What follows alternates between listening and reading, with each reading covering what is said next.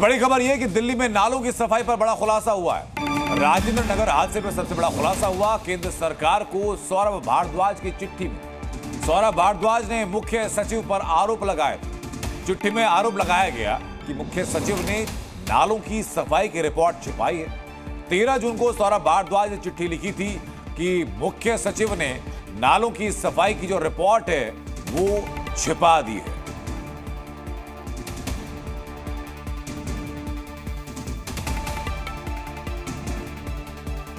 ये दो तस्वीरें आप देखिए।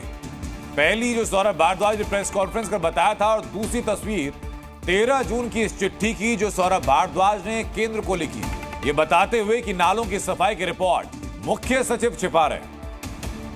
बॉलीवुड मूवीज में क्राइम हो जाने के बाद पुलिस के आने के सीन आपने देखे होंगे, लेकिन रियल लाइफ में ऐसा हो रहा है।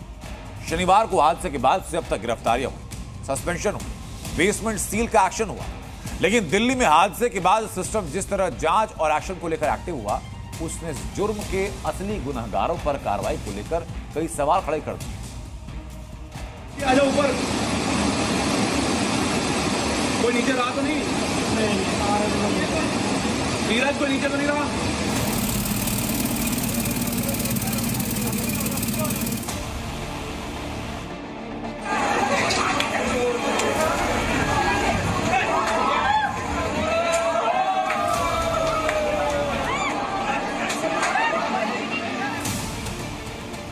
दिल्ली ओल्ड राजेंद्र नगर हादसे में कार्रवाई की फाइल तो खुल गई, लेकिन एक्शन के नाम पर सिवाय लीबापोती के कुछ नहीं हो रहा है।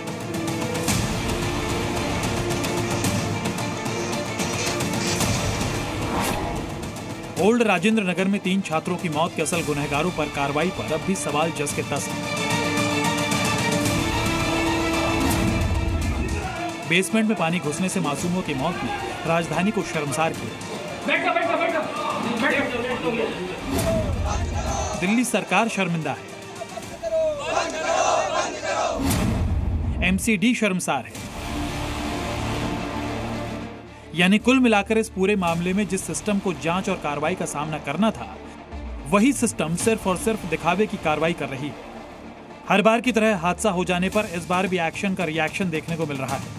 जिस लाइब्रेरी में छात्र अपने भविष्य का सपना बुन रहे थे, वही लाइब्रेरी उनकी कब्रगाह बन गई। मामले में आक्रोश बढ़ा तो मालिक अभिषेक गुप्ता और कोऑर्डिनेटर देशपाल सिंह को गिरफ्तार कर जेल भेज दिया गया। प्रशासन ने एक्शन लेते हुए जूनियर इंजीनियर को बर्खास्त कर दिया, साथ ही सहायक इंजीनियर को भी सस्पेंड कर कार्रवाई की खानापूर्ति कर दी। इतने पर भी जब बात बनती नहीं दिखी तो सड़क से गुजर रही कार को जब्त कर मालिक को गिरफ्तार कर लिया गया। सालों से गैर कानूनी तरीके से बेसमेंट में चल रही कोचिंग सेंटर्स को सील भी किया गया। बुलडोजर एक्शन का भी दिखावा हुआ, लेकिन असल गुनहगार कौन है और उन पर कब तक और क्या कार्रवाई होगी, इसका सीधा और सच्चा जवाब किसी के पास नहीं है। बहुत दुर्भाग्यपूर्ण घटना है सर। सामने देखिए सर, सामने देखिए। हमने 2-3 फ्रंट्स में काम किया है।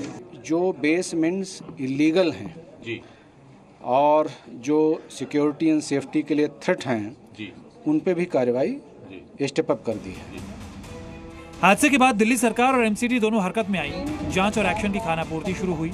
दिल्ली की मंत्री आतिशी ने मजिस्ट्रेट जांच के आदेश दिए तो एमसीडी मेयर शालिया बुराई ने एमसीडी कमिश्नर से रिपोर्ट तलब की। जैसे ही इस घटना के बाद अब मैंने कमिश्नर एमसीडी को एक लेटर लिखा है, जिसमें आप देख सकते हैं कि हमने 2 निर्देश मैंने दिए हैं।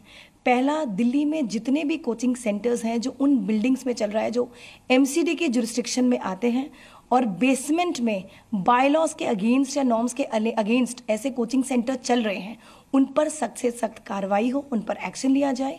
दूसरा, और अगर इस मामले में जो कल राजेंद्र नगर में हुआ, कोई भी एमसीडी अधिकारी अगर जिम्मेदार है तो उस पर भी सख्त कार्रवाई की जाए। पहले कोचिंग सेंटर के बेसमेंट में बारिश का पानी घुसा और 3 छात्रों की जान गई। अब इस मामले में जांच और रिपोर्ट की खानापूर्ति हो रही है, लेकिन ये सारी बातें सरकार और पुलिस प्रशासन के पूरे तंत्र को शर्मिंदा होने से नहीं बचा सकती। गुनहगारों को सजा शायद हो भी जाए, लेकिन इन 3 मासूम छात्रों की मौत का जिम्मेदार कौन है, इसका सही जवाब शायद कोई कभी दे पाए। ब्यूरो रिपोर्ट, जी मीडिया। जी न्यूज़।